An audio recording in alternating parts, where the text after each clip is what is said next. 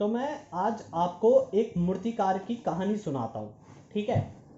एक समय की बात है, एक गांव में एक मूर्तिकार रहता था। मूर्तिकार जो कि मूर्ति बनाया करते हैं। ठीक है, मूर्ति बनाने वाले को मूर्तिकार कहते हैं।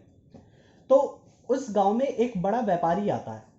ठीक है, एक बड़ा व्यापारी आता है, वो मूर्तिकार से मिलता है और मूर्तिकार को कहता है कि मुझे एक मूर्ति बनवानी है। और मूर्ति किसकी बनवानी है? शंकर जी की मूर्ति बनवानी है। क्योंकि उसके जो शहर में, यानी जो व्यापारी होता है उसके शहर में एक मंदिर बन रहा होता है, बहुत बड़ा मंदिर बन रहा होता है। तो वो कहता है मंदिर बहुत बड़ा है, तो वहां पर लगने वाली मूर्ति भी बहुत ही शानदार होनी चाहिए। और मूर्ति आप ऐसी बना के देना कि जो अद्भुत हो, अभी तक किसी लोग ने, मतलब किसी ने देखी ना हो। ठीक है। और जो भी उस मूर्ति को देखे वो उसकी प्रशंसा करे, यानी सब उसकी तारीफ करे, ऐसी मूर्ति आपको बनानी है। और आप पैसे की चिंता बिल्कुल मत करना। ठीक है, मैं व्यापारी हूँ और मेरे पे पैसा बहुत है। आप बस मुझे चीज जो है वो बेहतरीन होनी चाहिए। बाकी आप पैसा जितना भी लगे वो आप मुझे मूर्ति बना के देना। तो वो मूर्तिकार होता है, उसका तो काम ही होता है मूर्ति बनाना। तो वो कहता है कि ठीक है, जैसा कि आपने बोला है सर, मैं आपको मूर्ति बना के दे दूंगा। आप मुझे 15 दिन की मोहलत दो। ठीक है, 15 दिन का मुझे समय दो और मैं आपको एक मूर्ति बना के दूंगा। तो अब वो मूर्तिकार होता है, मूर्तिकार पहाड़ों पे जाता है, पहाड़ों पे ताकि पत्थर चुन सके। ठीक है, मूर्ति बनाने के लिए पत्थर चाहिए। तो वो पत्थर चुनने जाता है, संगमरमर का पत्थर लेने जाता है।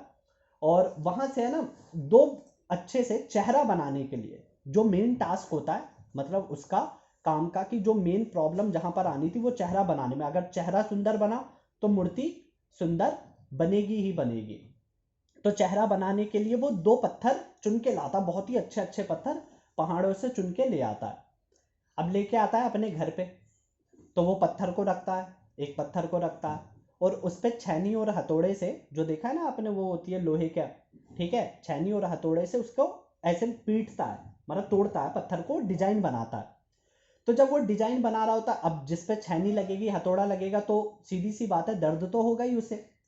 तो वो जो पत्थर होता है ना, उसे दर्द हो रहा होता है। जब वो छेनी हथौड़ा मार रहा होता है मूर्तिकार उसके ऊपर, तो उसे दर्द हो रहा होता है। तो वो बोलता है, मूर्तिकार से कहता है कि बस रुक जाओ, अब मैं नहीं सह सकता। ठीक, अब तुम रुक जाओ, अब मुझे इतना दर्द हो रहा है, मैं नहीं सह सकता। मेरे ऊपर छेनी हथौड़े का वार मत करो, मतलब मेरे ऊपर छेनी हथौड़े मत मारो, मुझे मूर्ति नहीं बनना, आप मुझे छोड़ दो प्लीज। तो वो मूर्तिकार जो होता है उसे दया आ जाती है पत्थर के ऊपर। तो वो कहता है कि ठीक है, छोड़ देता हूँ।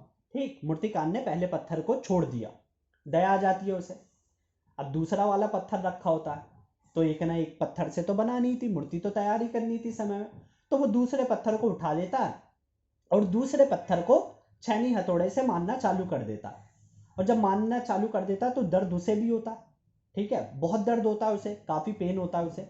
लेकिन वो मना नहीं करता है, मूर्तिकार को मना नहीं करता है कि मुझ पे छेनी हथौड़े मत मारो। तो वो ऐसे करते करते, दर्द सहते सहते सहते सहते, वो एक मूर्ति के रूप में बन जाता, बहुत ही सुंदर मूर्ति बन के तैयार होती है। फिर वो व्यापारी 15 दिन के बाद आता है मूर्तिकार के पास और वो कहता है कि मूर्ति तैयार है। तो वो कहते हैं हाँ साहब, आपकी जो मूर्ति है वो बन के तैयार है, आप एक बार इसे देख लो। जब वो मूर्ति देखता है तो मूर्ति बहुत ही शानदार बनी होती है, मतलब देखते ही उसका जो मन होता है ना वो बहुत ही खुश हो जाता है और वो मूर्तिकार को दुगने पैसे दे के जाता है, जितने में डिसाइड होता है ना उससे दुगने पैसे दे के जाता है। तो मूर्तिकार भी बहुत खुश हो जाता है कि मुझे तो ज्यादा पैसे मिल गए। ठीक, अब वो जो मूर्ति होती है, मूर्ति को वो ले जाने की बात करता है, कहता है कि मैं इस मूर्ति को अपने साथ में ले जाऊंगा और मंदिर में वहां लगवाऊंगा। लेकिन कहता है कि मूर्तिकार से व्यापारी कहता है कि मुझे एक चीज और मांगनी है आपसे। तो मूर्तिकार कहता है कि हाँ साहब बोलिए, हम तो आप ही की सेवा के लिए, आप बताओ क्या चाहिए आपको। वो कहता है कि इस मूर्ति के साथ में, ठीक है, इस मूर्ति के साथ में आप मुझे ये पत्थर भी दे दो, जो एक पहला वाला पत्थर होता है ना, जो मना कर देता है कि मेरे ऊपर छेनी हथौड़े मत मारो। ठीक है, तो वो व्यापारी कहता है मुझे ये पत्थर भी चाहिए। तो वो कहता है कि इस पत्थर का आप क्या करेंगे? तो वो कहता है कि अरे, जब मूर्ति लगेगी, जब मंदिर के बाहर, मतलब जैसे जो मूर्ति है वो मंदिर के अंदर स्थापित होगी, तो वहां पर लोग आएंगे, कई सारे लोग आएंगे और कई सारे लोग जो नारियल लेके भी आते हैं पूजा करने, तो नारियल कहीं ना कहीं तो फोड़ेंगे ही। तो मैं क्या करूँगा, इस पत्थर को मूर्ति के बाहर रख दूंगा, यानी मंदिर के बाहर रख दूंगा, और जो आएंगे पूजा करने, ठीक है, पूजा करने के लिए जो भी लोग आएंगे वो अपना नारियल इस पे फोड़ेंगे। तो अब क्या होता है, दूसरा वाला जो पत्थर जो मूर्ति में बदल चुका था उसे मंदिर के अंदर रखा जाता है और उसकी रोज पूजा होती है। लोग आते हैं, दूध चढ़ाते हैं, ठीक है, संतरे देते हैं, फल फ्रूट्स देते हैं जितने भी, ठीक है, फल हो गए, सब्जियां हो गए, ये मतलब जो भी चढ़ाने वाले सामान है, पूजा वूजा, वो फूल वूल चढ़ाते हैं उसके ऊपर, मूर्ति के ऊपर। और जो पहला वाला पत्थर होता है जिसने मना कर दिया था कि भाई मेरे ऊपर छैनी हथौड़े मत मारो, उसको बाहर रख दिया जाता है।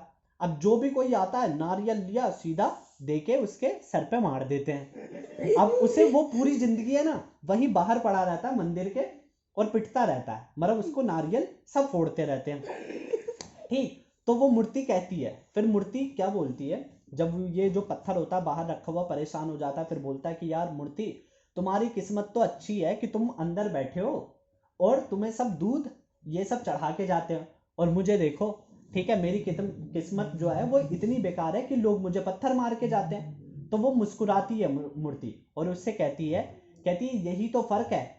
कहते हैं कि लगता है तुम भूल गए हो कि सबसे पहले मूर्तिकार ने तुम्हें चुना था मूर्ति बनाने के लिए, ठीक। और अगर तुम वो दर्द, वो छैनी हथौड़े का दर्द अगर तुम उस समय सह जाते तो आज मेरी जगह तुम बैठे होते, लोग ये सारी दुनिया तुम्हारी पूजा कर रही होती, लेकिन तुमने उस समय दर्द नहीं सहा, इसलिए अब तुम पूरी जिंदगी भर दर्द सहोगे, लोग आएंगे नारियल तुम्हारे ऊपर फोड़ेंगे, और मैंने उस समय दर्द सह लिया, इसलिए अब मैं जिंदगी भर ऐश करूंगा, यानी इस मंदिर में बैठूंगा और लोग मेरी पूजा करेंगे।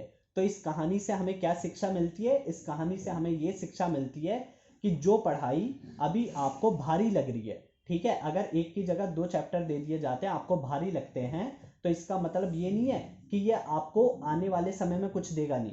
अगर आप अभी मेहनत कर लेते तो आने वाले समय में आपको ज़्यादा मेहनत नहीं करनी पड़ेगी और आप अपनी लाइफ को बहुत ही आसानी से बिता सकते हैं, ठीक है। तो ये थी पूरी स्टोरी, ठीक है।